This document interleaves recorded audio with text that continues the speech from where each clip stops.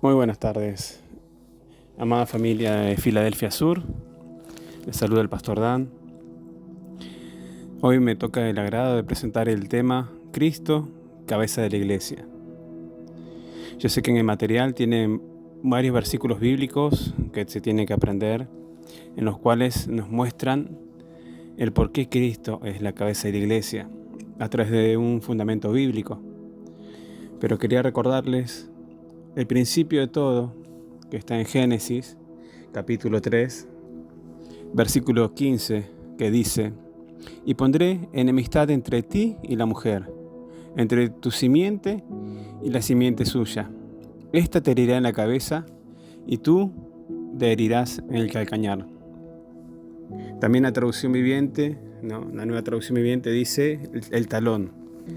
Recordando un poco de historia, dice en Génesis 22:18: en tu simiente serán benditas todas las naciones de la tierra, por cuanto obedeciste mi voz. Hablando en singular, en tu simiente. También está escrito en Génesis 49:10, versículo 10, dice: no será quitado el cetro de Judá, ni el legislador de entre sus pies, hasta que venga Silo, y a él se congregarán los pueblos.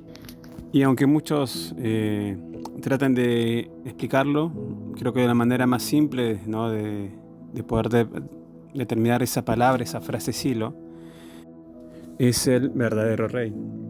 Por eso dice: a él se congregarán todos los pueblos. Y ahora, en el contexto de la historia, podemos ver que nuestro amado Salvador, nuestro Señor Jesucristo, vino como una promesa, como una esperanza, en la cual le costó cumplir esa primera profecía.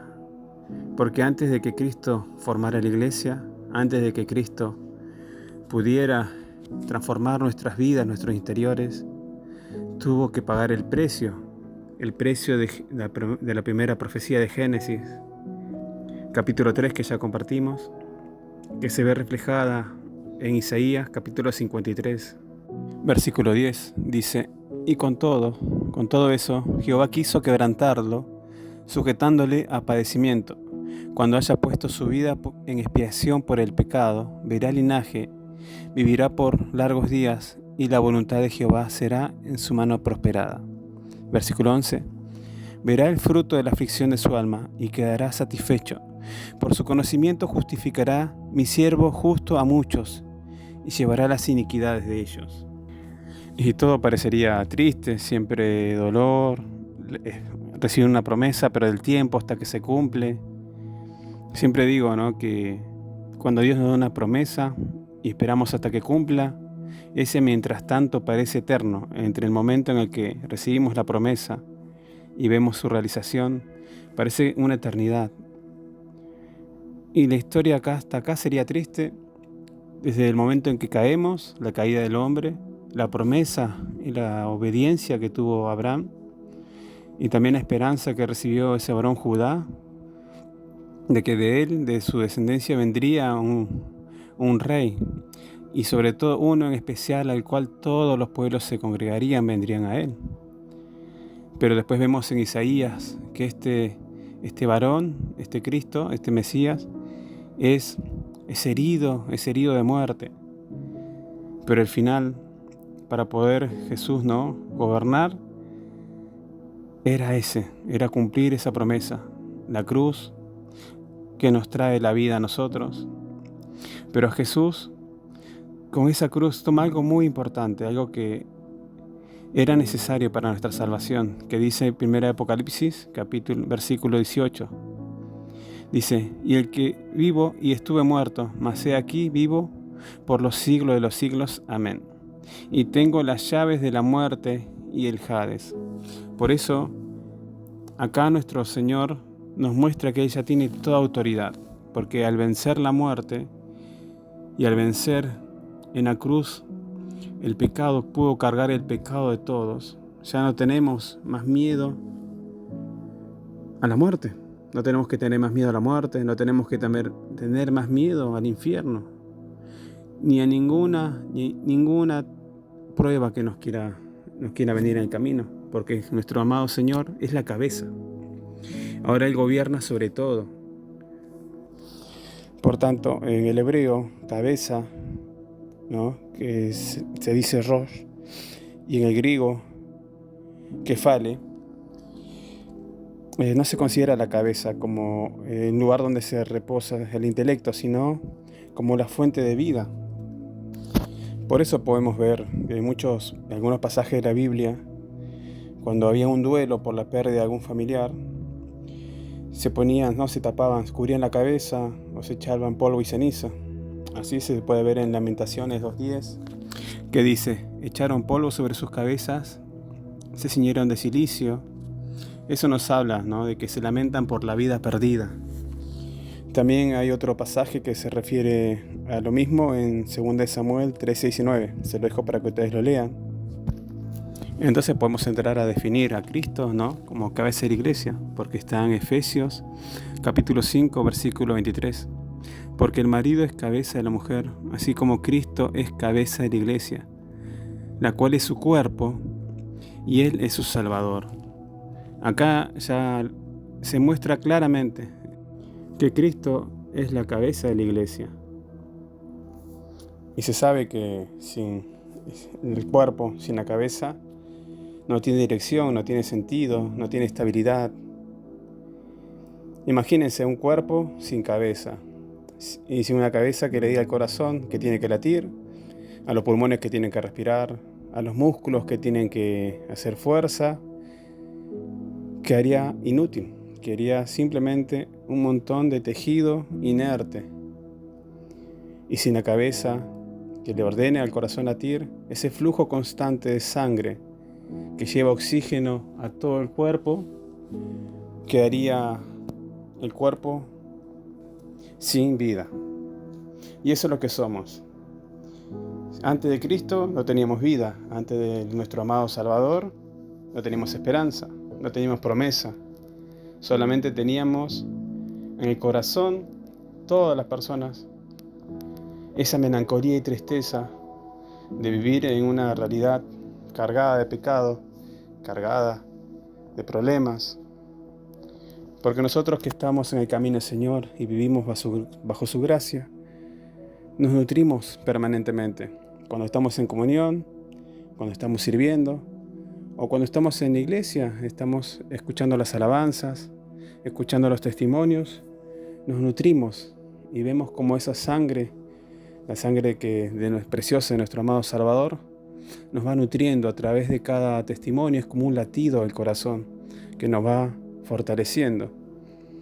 Pero afuera, a las personas que están en el mundo, porque hace muchos años que a veces estamos en este camino y vivimos en paz, en tranquilidad, pero afuera, para las personas que no están en Cristo, es como que todo estuviera gris, oscuro y en problemas, en tensión. Y eso es lo maravilloso de poder pertenecer a este hermoso cuerpo que es la iglesia, y que acá su palabra lo confirma, de que siempre vamos a ser fortalecidos. Y nuestro Señor nos pone de una manera tan clara, un ejemplo tan vivido como lo que es el matrimonio entre dos personas, el amor, ¿no?, que fluye con naturalidad, hablando de la protección, así como el esposo en el hogar tiene que, ¿no?, proveer los alimentos, el cuidado y sobre todo mantener la armonía. Porque lo que siempre hemos visto a través de su palabra es el sacrificio que hizo nuestro amado Salvador para que la iglesia pudiera estar, ¿no?, estuviera bien.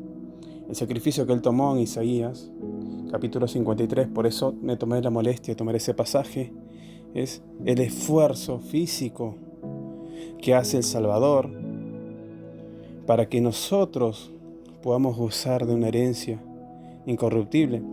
Hace mucho tiempo, en la iglesia le hice una broma a un hermano diácono, porque estaba su esposa. El hermano contaba que estaba trabajando en un lindo trabajo en el tren acá en Buenos Aires, y yo le decía: ay, qué bueno que consiste ese hermoso trabajo. Él decía que él estaba haciendo bien porque estaba protegiendo a su familia, Decía, bueno hermano, ahora que viene el invierno te va a tocar trabajar con la bendición del Señor, mientras tu esposa y tu hija están en casa acurrucadas tomando chocolate caliente.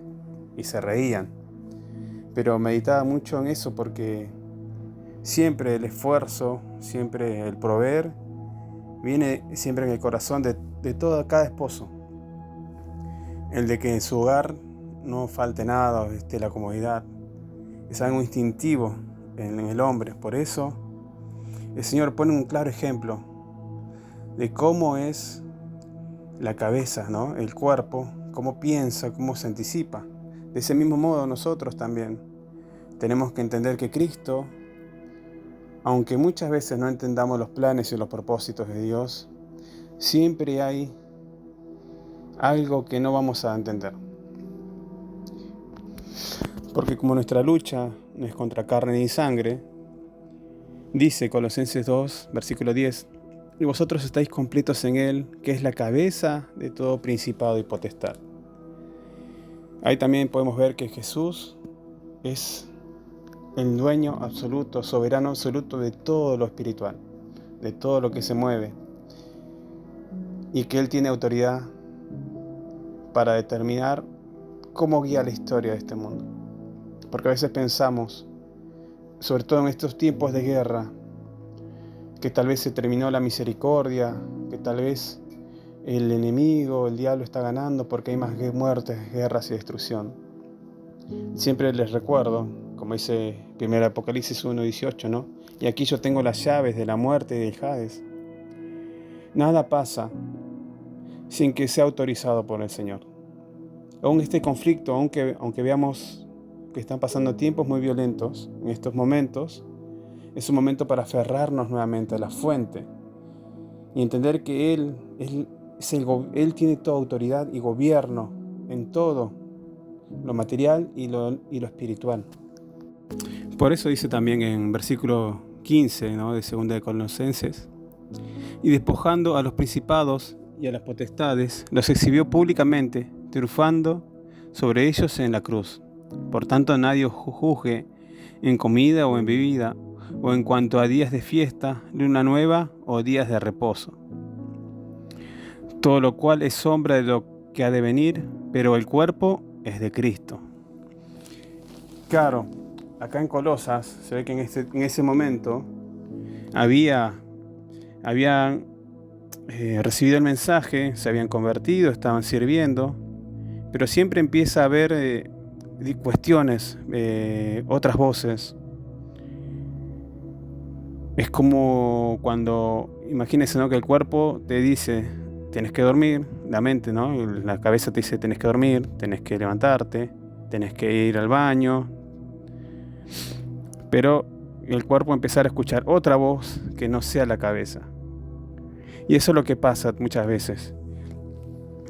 Porque cuando uno pone a Cristo, ¿no?, como su centro, uno no solamente pone su fe, su esperanza, sino también pone su lealtad. Pero acá en Colosas, en esta ciudad, se ve que habían empezado a haber otras voces, personas con otros que traían otras enseñanzas, mezclando tal vez ideas de hombre, ideas humanas, y empezó a traer problemas en la iglesia, a traer conflictos. Por eso el Señor es tajante cuando dice en el versículo 16, nadie os juzgue en comida o bebida, o en cuantos días de fiesta, lunas nuevas o días de reposo. Aún sigue pasando eso hoy. Seguimos recibiendo oposición por la Navidad, por el arbolito. Algunos dicen que sí, otros dicen que no. Pero nadie se ha puesto a investigar el origen de ambas cosas.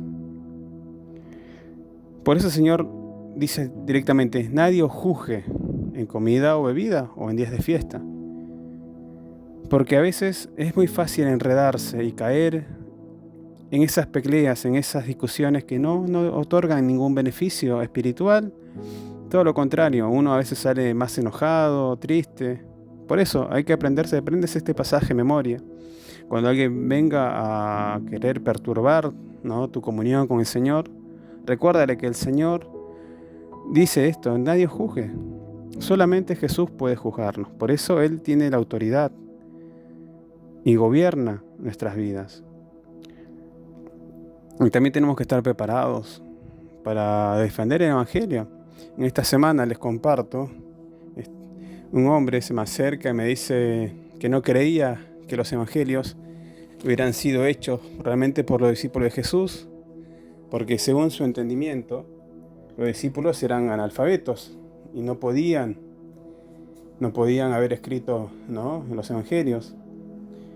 Y los discípulos que siguieron también, para él eran todos analfabetos.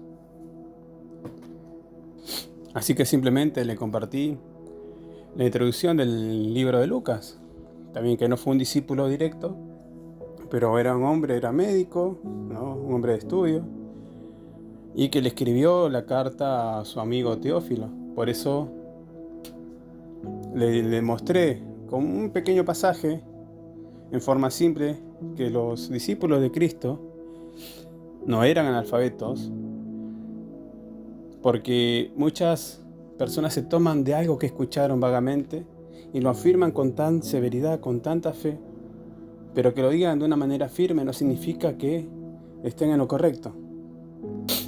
Por eso nuestro Señor remarcó, no puso este pasaje para simplificarnos mucho la vida a todos.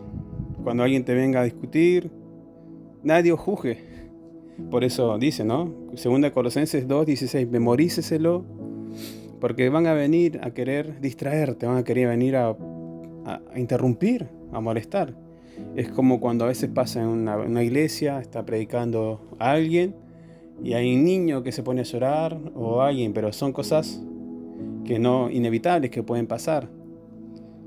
Por eso es inevitable que seamos confrontados, que seamos interrumpidos, pero tenemos que tener siempre firme que nuestra comunión es hacia Cristo, que nosotros nos tenemos que permanecer adheridos, no solo con fe, y no solo con la esperanza, sino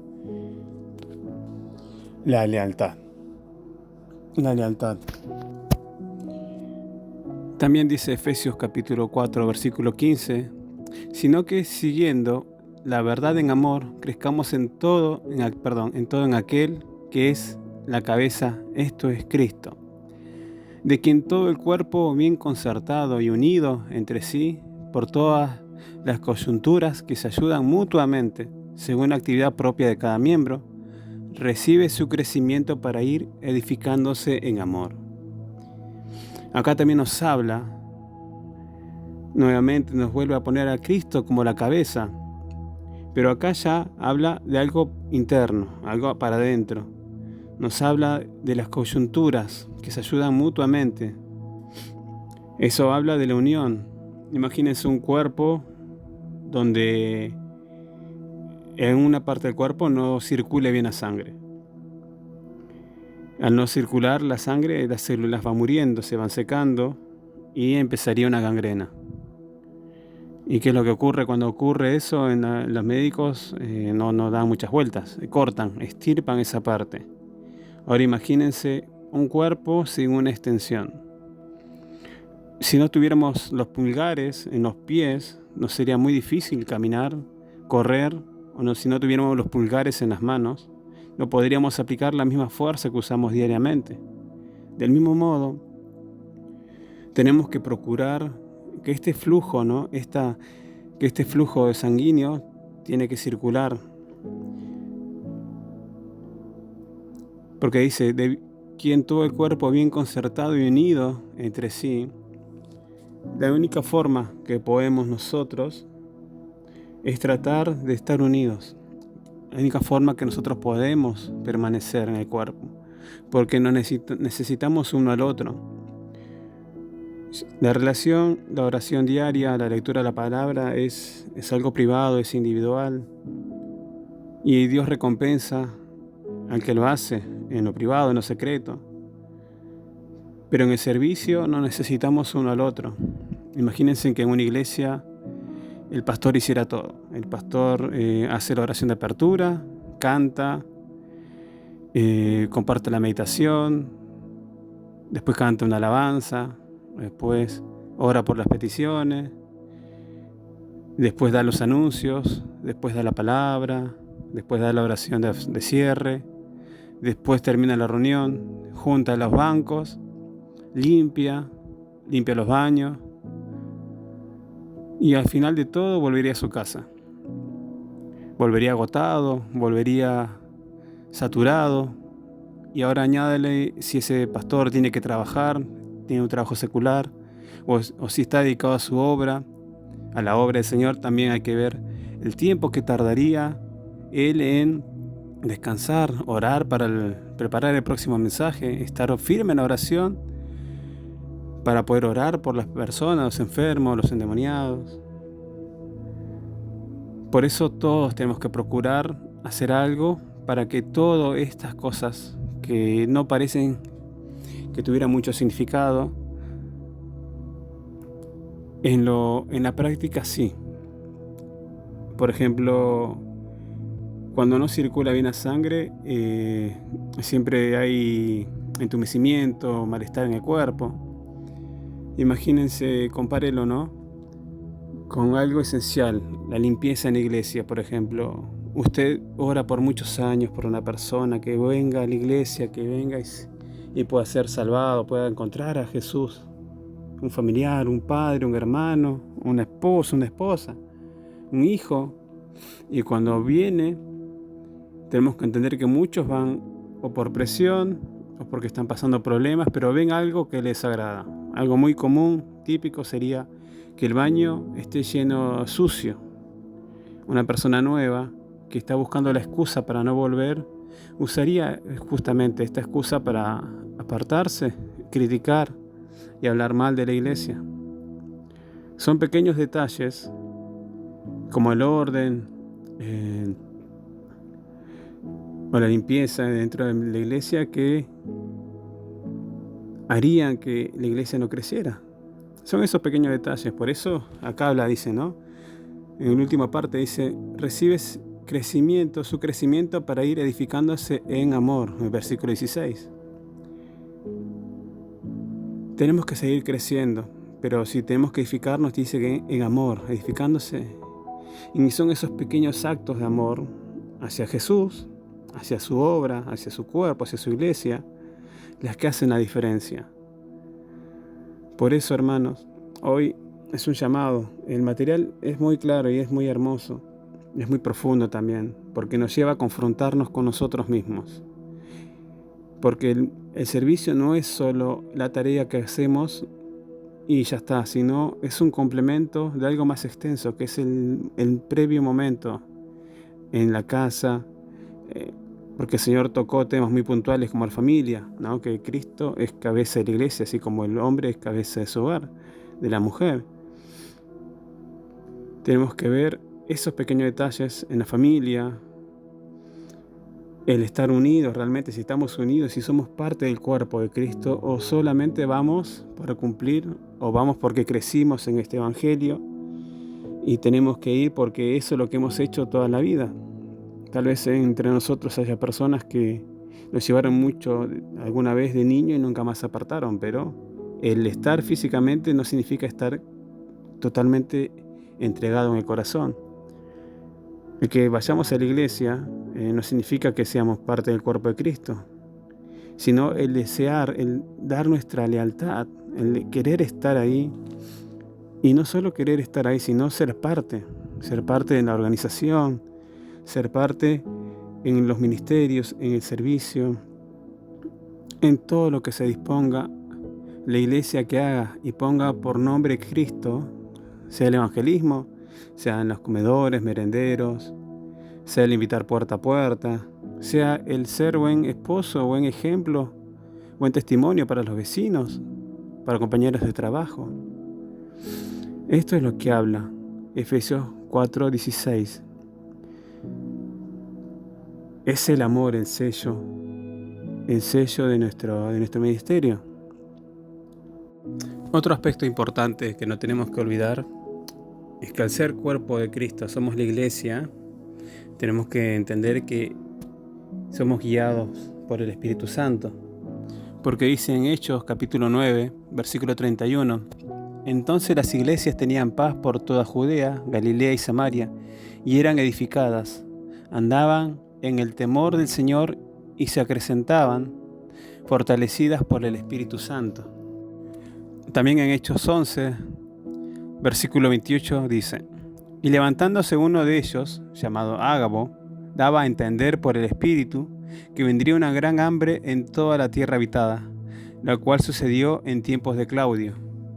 Es decir, el Espíritu también guiaba y anticipaba lo que iba a pasar para que la iglesia no fuera avergonzada, porque ellos empezaron a enviar ayuda, y es cuando envían a Bernabé y a Saulo con ofrendas para Judea. También podemos ver en Hechos capítulo 13, versículo 2, dice: ministrando estos al Señor y ayunando, dijo el Espíritu Santo: apartadme a Bernabé y a Saulo para la obra a que los he llamado. Entonces, habiendo ayunado y orado, les impusieron las manos y los despidieron. Hasta este momento podemos ver cómo el Espíritu Santo va nutriendo al pueblo, lo va guiando y apartando, según su voluntad, a líderes que puedan llevar a cabo esta obra. No todos serán llamados a salir afuera, como Pablo, a otras naciones, a sufrir pruebas y luchas, pero sí nuestro lugar será determinado por nuestro testimonio, por las obras que nos han encomendado y hemos ido cumpliendo antes de haber sido apartados. Porque primero Saulo en ese momento y Bernabé habían cumplido ese servicio, habían tenido que llevar esas donaciones hacia Jerusalén por la profecía que había compartido de Ágabo, y después fue apartado. Por eso es importante entender que el servicio no empieza una vez que ya somos levantados, sino es en el durante, en el andar, es que el Señor nos va probando. Por eso es importante entender cuando dice, no, les impusieron las manos y los despidieron. Entender que tenemos que empezar a tomar desafíos, empezar a tomar oportunidades en las cuales nos van a incomodar, sea en el tiempo, sea en el descanso, sea en alejarnos un tiempo de la familia, pero siempre que sea para el servicio a Dios, es verdaderamente lo que nos va a dar ese lugar de honra delante de nuestro Señor. Ese lugar, ese momento en el cual el Señor nos dé la recompensa, es ahí donde todo habrá valido la pena. Dice, y los despidieron, o sea, como que se despidieron y ellos fueron apartados a hacer la obra que habían sido, ¿no? A la cual habían sido llamados. Por eso es importante también aprender a soltar, a dejar lo pasado, lo que ya se hizo, porque a veces muchos cristianos se quedan en un solo momento en sus vidas que los marcó y siempre te nombran ese momento en el cual el Señor los tocó y por ahí pasaron 20 años. Y eso es lo malo, que a veces vivimos de recuerdos. Pero lo importante es siempre crecer, siempre avanzar, siempre una meta nueva, siempre haber dejado el pasado atrás. Ya Pablo ya había dejado de ser Saulo, aquel que perseguía a la iglesia, aquel que era temido. Ahora era encomendado, ahora era guiado, ahora era alguien que iba a trastornar ese momento, en esa época, a todas esas ciudades, simplemente porque fue y se dejó guiar. Del mismo modo, nosotros también tenemos que entender que tenemos al mismo Espíritu Santo. El Señor no ha cambiado, ni sus planes, ni sus propósitos, y mucho menos va a cambiar lo que está escrito, porque su palabra es para siempre. Aunque no lo entendamos, y aunque a veces a muchos no les agrade la obra que hace el Espíritu Santo, mucha gente se ha ido, ha renunciado al llamado, o porque no ha entendido el trabajo de los pastores, o el trabajo hacia afuera, con los comedores o los merenderos, o el trabajo de evangelismo. Hay gente que menosprecia a otras personas que están en situación de calle y piensa que nunca van a ser libres. Pero entendemos que esta es la obra, la iglesia es guiada por el Espíritu. Y para ir cerrando, quise dejar este pasaje al final de la obra que hace el Espíritu Santo, que está en Hechos 10, versículo 44, y dice: mientras aún hablaba Pedro estas palabras, el Espíritu Santo cayó sobre todos los que oían el discurso. Y los fieles de la circuncisión que habían venido con Pedro se quedaron atónitos de que también sobre los gentiles se derrame el don del Espíritu Santo, porque los oían que hablaban en lenguas y que magnificaban a Dios.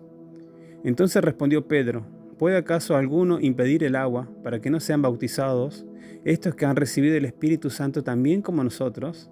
Y mandó bautizarles en el nombre del Señor Jesús.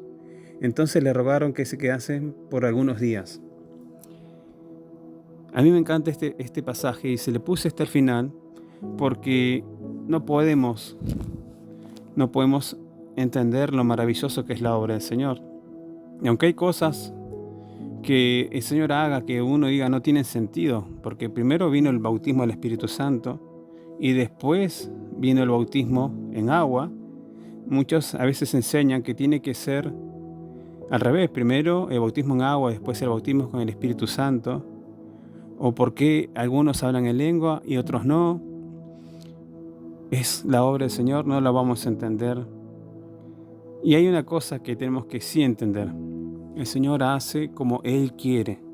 Si esto se dio de esta manera es porque el Espíritu Santo dejó en claro que nadie puede influenciarlo, nadie puede manipular o querer guiar su mano. Él hace como Él quiere, bendice a quien Él quiere, libera a quien Él quiere. Y nosotros somos testigos de su obra y estamos más que agradecidos por lo que hemos visto. Por eso vemos siempre la Trinidad obrando a través de su maravillosa obra, a través de nuestras vidas, a través de las almas que son convertidas. Para ir cerrando esta pequeña clase, dice Apocalipsis 21, versículo 5. Y el que estaba sentado en el trono dijo: y aquí yo hago nuevas todas las cosas. Y me dijo: escribe, porque estas palabras son fieles y verdaderas. Y me dijo: hecho está, yo soy el Alfa y el Omega, el principio y el fin.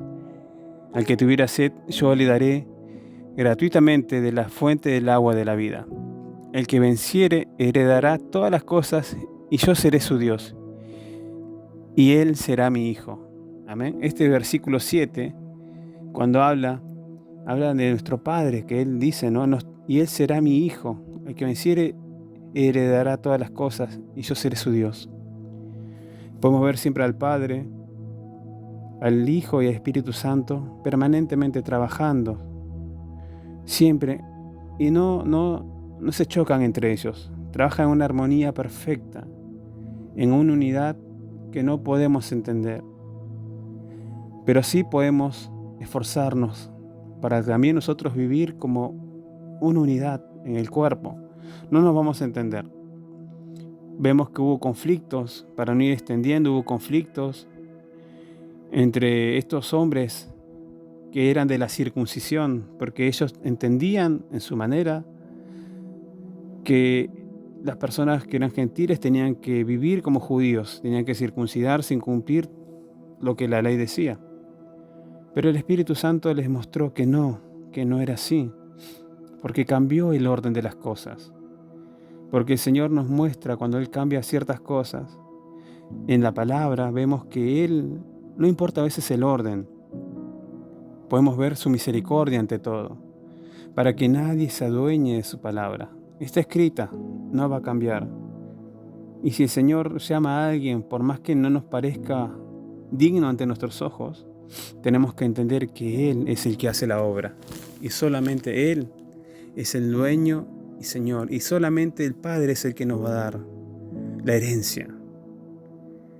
Y no solo eso, no solo una herencia, sino que tenemos que transmitir a todos que el Señor no solamente te va a dar cosas, sino te va a dar un lugar en su casa, ser parte de su familia. Dice: y Él será mi hijo. Esto encierra todo el amor del Padre hacia nosotros, esta humanidad caída, esta humanidad rebelde, esta humanidad que no ha entendido la voz de su Creador. Porque la primera pregunta que Dios le hace, ¿no?, a la humanidad es: ¿dónde estás? Cuando llamaba a Adán y la llamaba a Eva, ¿dónde estás? Pero ahora nos dice, al que venciere, él será mi hijo. Por eso, hermanos queridos, dejemos de buscar enemigos donde no los hay. Ahora entendemos que sobre todo Jesús es el que gobierna en todo lo terrenal, en lo espiritual, en la historia. Que nada pasa en este mundo sin que Jesús lo autorice. Pero al que venciere, él será mi hijo. Esta es una promesa que tenemos de nuestro Padre. Por lo cual, despojémonos del viejo hombre, despojémonos de todo rencor, de toda idea, y abracemos este llamado. Porque no solo heredaremos, claro que hay una tierra nueva, un cielo nuevo, y será hermoso. Pero el ser parte de la familia es lo más grande que podemos tener. Por eso, hermanos, hoy, en esta hora, le agradezco al Instituto Bíblico por la oportunidad de poder compartir esto que tenía en mi corazón. Le agradezco a todos mis hermanos en la iglesia Filadelfia Sur, a mis pastores, al reverendo Jorge Herrera, a la pastora Marcela, a su familia, al pastor David, al líder del Instituto Bíblico de la Música, ¿no? Diácono Esteban, a la anciana Lucía, a la salmista Florencia, porque en su familia he visto que hay una gran bendición, porque han permanecido unidos, porque a pesar de los años, las décadas que los he visto, a pesar de todo conflicto y problema que pueda venir, la familia se ha mantenido unida. Por eso nosotros también tenemos que esforzarnos para permanecer unidos, hermano contra hermano, entendiendo que la palabra tiene que fluir a través de nosotros. Tenemos que transmitir lo que hemos escuchado, tenemos que llevar bendiciones como Bernabé y Saulo llevaron esas ofrendas hacia Jerusalén por el hambre que iba a venir a través, que fue avisado por el profeta Ágabo. También tenemos que respaldar lo que predicamos con nuestro trabajo, en lo material, cubrir las necesidades. Por eso, hermanos, esfuércense en permanecer unidos, en ser generosos. Y a los que somos cabeza de hogar, que estamos casados, tenemos hijos, tenemos que darles la mejor imagen que podamos, porque el hombre siempre es la primera imagen de Dios para los hijos y es la imagen de Jesús, que cómo Jesús cuida a su iglesia, para los vecinos, para la gente que nos mira. Desde ya les mando un fuerte abrazo y espero que este estudio haya sido de bendición, así como lo fue también para mi vida.